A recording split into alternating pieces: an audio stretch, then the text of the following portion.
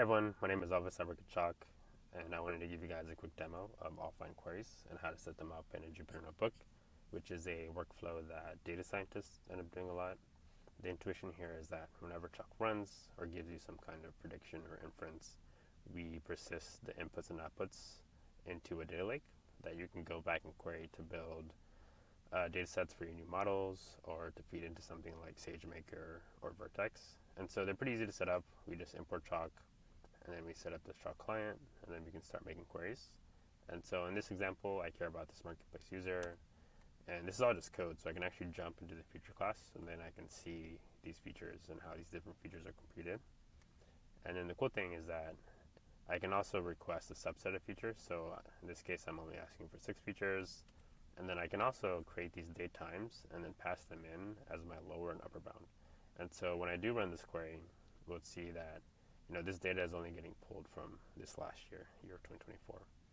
And once the results are given back, I can essentially save them as a pandas data frame, or as Arrow, or as polars, and I can even use a Chalk integration to write them into an Iceberg or a glue catalog, for example.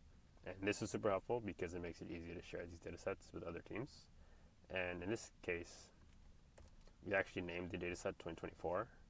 And so from my Chalk dashboard, I can see this dataset and I can search for it with this name.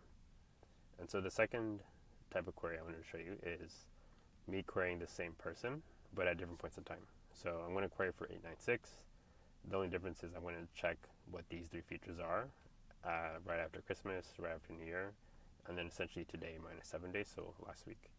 And the crux here is this recompute features flag. So Chalk makes it really easy to recompute features, and so I could have a model that I made today, and then I want to see how it compares to a model that I ran 6 months ago. And so I could essentially A/B test using this recompute features flag, which is super helpful for like building models that you can be confident about, as well as like doing auditing and seeing how you've improved over time. And another thing that's helpful with being able to pass in input times is I can make like longitudinal studies to see like how like a segment or persona or user changed over a certain time range.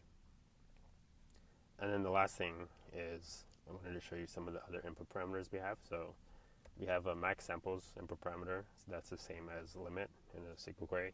We're just going to make sure that we only get the first 100 samples back with this offline query.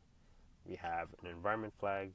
And so this is like I have staging or production environment, and they have different secrets or calling different services.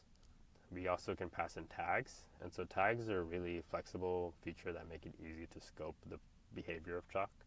And so if I go back to my marketplace user class, I can see that I have this function for computing customer decisiveness, and I can add a tag to this function, and then I can essentially create parallel code paths depending on the tags that we have here. And so this is super helpful because it makes it easy to A/B test at the feature level, not just the model level.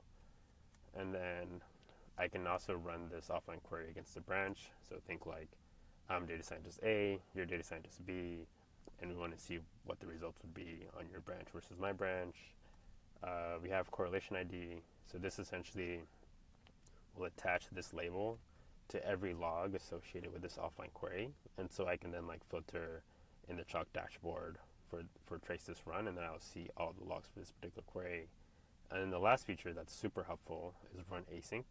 And so we can essentially have this offline query run on its own node, or I guess in a dedicated pod. And the nice thing is that this will spin up a custom job just for this. That way it doesn't take any bandwidth from your like production deployment. Yeah, and so that's offline queries in a nutshell. Hope this helps.